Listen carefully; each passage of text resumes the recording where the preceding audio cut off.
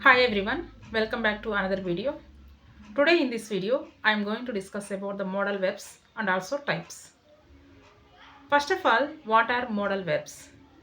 Modal verbs in English grammar are called auxiliary verbs. They express a wide range of meanings like possibility, ability, permission, obligation, necessity, etc. They modify the main verb in a sentence to convey the specific meanings. There are actually two types of modal verbs are there. First one is main modals and second one is semi-modals. Main modals such as can, could, may, might, must, shall, should, will, would. Semi-modals include have to, need to, ought to, dare and used to. So these are all comes under the semi-modals.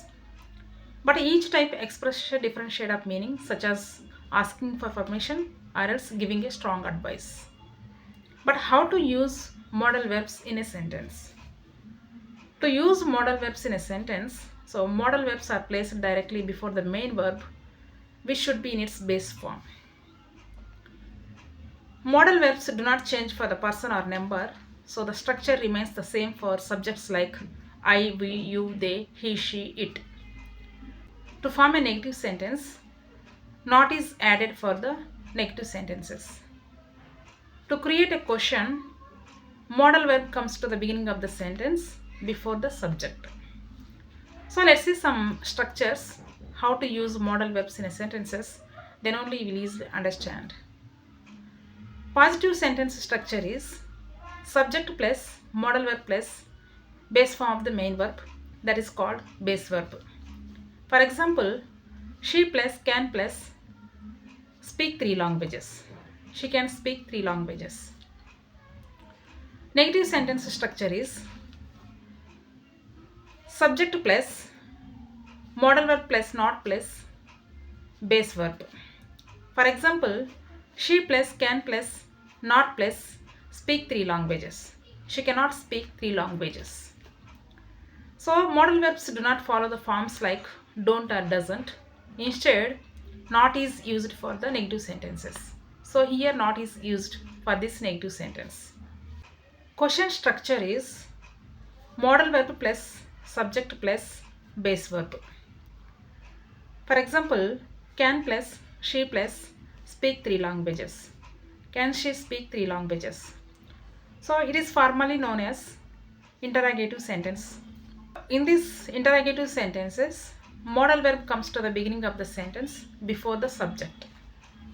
There are some key rules for the modal verbs which are always very helpful for us to use the modal verbs correctly in a sentences.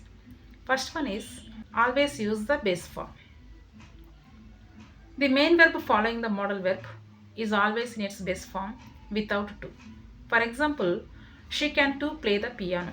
So as for the grammar, this is incorrect sentence, but the correct one is she can play the piano. Second one is there is no change for the person or number. Modal verbs do not change for the person or number, so the structure remains the same for subjects like I, we, you, they, he, she, it. For example, I should go, we should go, you should go, I can run, you can run, they can run. Third one is no auxiliary verbs. Modal verbs do not follow the forms like don't or doesn't. Instead, not is added for the negative sentences. For example, she doesn't must go. So this is incorrect sentence, but the correct one is she must not go. So not is added for the negative sentence. Now let me show you some modals with some examples. Then you will easily understand. So first one on the list is can. It is used to talk about the present ability and possibility. For example, she can swim well. It means she is able to swim well. She has that ability to swim well. It also can be used to talk about the asking permissions. For example, can I help you? Can I do that work? Can I carry this luggage? It also can be used to talk about suggestions. For example, you can try this cake. You can try this course. So I am offering you, I am suggesting you. So you can try this cake. It's very delicious. Next one is could. It is used to express about the past ability. For example, when she was 15 years old, she could win the gold medal. It also can be used to talk about polite requests. For example, could you help me carry this luggage? Could you please tell your name? It also can be used to talk about suggestions. For example, you could visit the museum if you are interested in art. Lastly, it also can be used to talk about the possibility.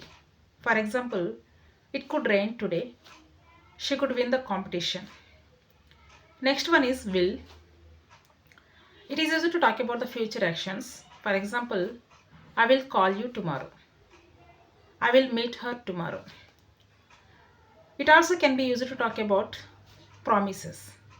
For example, I promise I will be there on time. I promise I will help you in your exams. It also can be used to talk about the willingness. For example, will you come to the market to bring vegetables? Will you be interested to participate in competitions? Next one is would. It is used to talk about the past habits. For example, my grandmother would often narrate the stories. Every Saturday, they would often go to the park. It also can be used to talk about imaginary situations or else hypothetical situations. For example, if I were a bird, I would fly high in the sky. If she was a prime minister, she would provide a pre education for the needy people. It also can be used to talk about the polite requests. For example, would you mind closing the window? Would you please pass me the salt? Would you mind open the door? Next one is shall. This is used for offerings or suggestions with the subjects I and we. For example, I shall do my homework later. Shall we go for a walk? It also can be used to talk about the determination. For example, we shall overcome. What better example to give to Indians? I shall overcome the fear of speaking in English. Next one is should. It is used to express about the advices. For example, you should study well for the exams. You should use helmet while driving. It also can be used to talk about the recommendations. For example, you should try a new coffee shop. You should go for that new restaurant which is very popular. Lastly, it also can be used to talk about the expectations. For example, you should be here by now. Next one is may. This is used for permissions like many other modal verbs. So, for example, may I come in, sir? May I use your pen?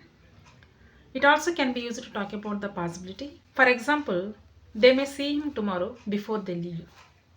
It may rain tomorrow. It also can be used to talk about the wishes. For example, may you have a beautiful and healthy life. May you blessed with a bundle of joy in your life. So, may and can both can be used for asking permissions. So, it's okay to use either of them. So, no need to get confusion to ask for the permissions by using may and can. So, for example, may I sit down? Can I sit down? So, may is just slightly more polite than can. So, may sounds better in formal situations. So, next one is might. It is used for the lesser possibility. For example, it might rain tomorrow, but I am not very sure. I doubt it.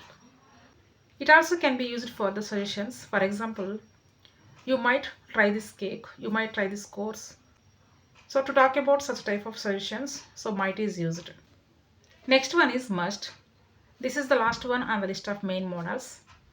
So it is used to talk about the necessity. For example, I must go there and meet my sister. I must finish the project. It also can be used to talk about the strong advices. For example, you must submit the project. You must attend for that meeting. It also can be used to talk about the logical conclusions. For example, it must be her key which she lost it in the crowd. It must be you who knocked the door many times. Now let me discuss about the semi-modals. So first one is have to. It is used to talk about the external obligations like rules or laws. For example, I have to finish my homework. We have to get up early to catch the flight. Motorcyclist has to wear a helmet. Next one is need to. It is used to talk about the necessity. For example, I need to buy some milk. They need to submit the project. She needs to consult a doctor. Next one is ought to. It is similar to should, but it is often used in formal contexts.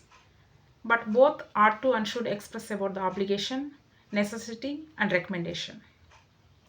But ought to implies a slightly stronger obligation, whereas should express a mild obligation. For example, you ought to take rest now. You ought not to worry. I think you ought to get a proper sleep. Next one is dare.